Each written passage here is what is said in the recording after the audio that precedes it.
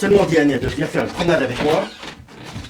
Et je vais maintenant lui demander adroitement ce qui s'est exactement passé pendant mon absence. Ah Agnès, venez, venez.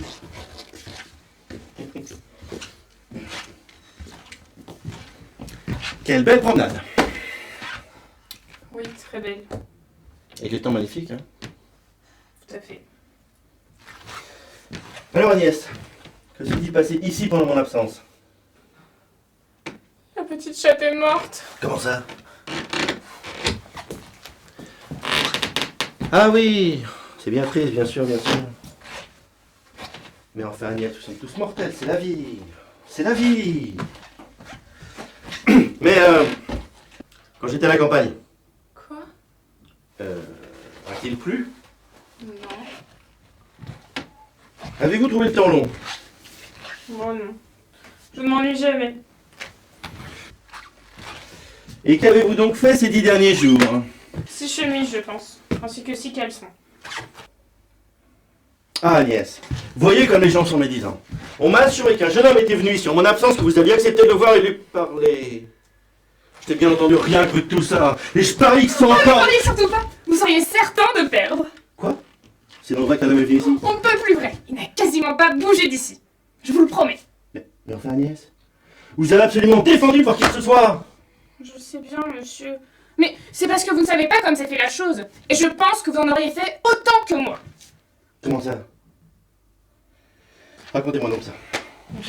Vous allez voir, cette histoire est extrêmement étonnante. Et bien difficile à croire. J'étais sur le balcon, à travailler au frais à vos caleçons. Le balcon. Sur le balcon, oui. Quand j'ai vu passer sur la place un très beau jeune homme, qui lorsqu'il a croisé mon regard, a d'abord eu l'air extrêmement surpris, puis qui m'a souri très gentiment et m'a fait une très belle révérence. Maudit balcon. Je lui ai donc répondu par une belle révérence. Mais il a eu l'air encore plus surpris qu'auparavant. Ah, maudit balcon! Une fois remis de son étonnement, il m'a à nouveau très poliment fait une révérence. Et- J'en ai donc fait une autre en retour. Et lui, d'en faire alors une troisième. Et moi de même. Il est enfin parti. Mais tout de suite après, il est revenu sur notre place. Il a fait ça un nombre incalculable de fois. Il me faisait à chaque fois des révérences que je lui rendais pour ne pas être moins poli avec lui qu'il ne l'était avec moi.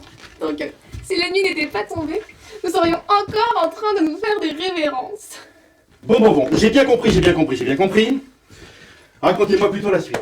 Eh bien, vous allez voir, la suite est encore plus étrange.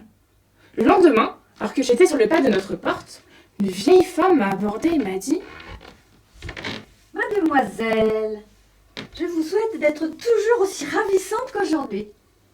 Mais le bon Dieu ne vous a certainement pas donné une beauté aussi remarquable pour en faire un mauvais usage.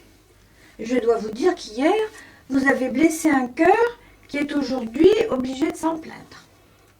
Entre mes deux du diable. Moi, j'ai blessé quelqu'un? Absolument, et pas qu'un peu, hein.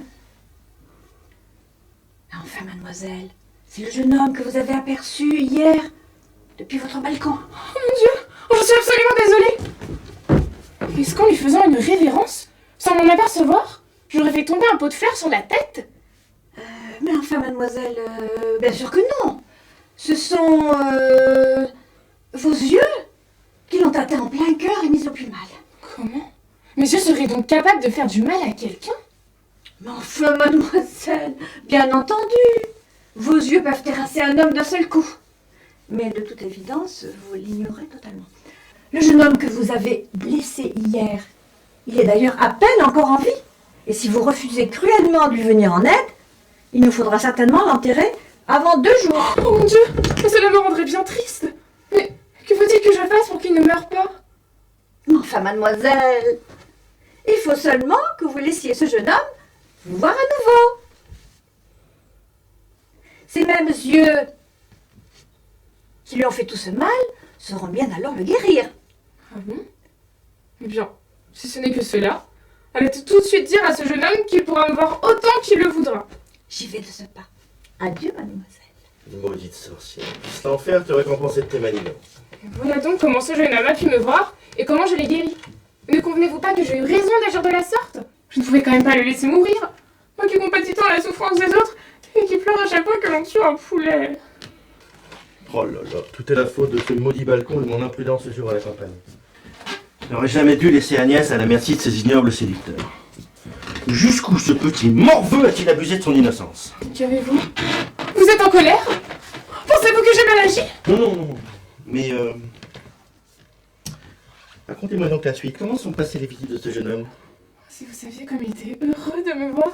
Oh, sa guérison a été miraculeuse, immédiate. Il m'a offert un beau coffret à bijoux. Il a donné de l'argent à Alain et Georgette. Quand vous le connaîtrez, vous aussi vous l'aimerez. Sans doute. Mais que faisait-il quand il était seul avec vous? Il me disait qu'il m'aimait, qu'il m'aimerait toujours. Et d'autres choses adorables qui m'ont touché au plus profond de moi. Et qui, à chaque fois que j'y repense, remet un petit... je ne sais quoi, qui me laisse totalement bouleversée.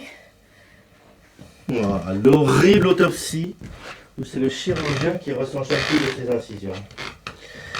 Bien, mais en dehors de ces amabilités, ne vous faisait-il pas également quelques caresses? Oh, tout!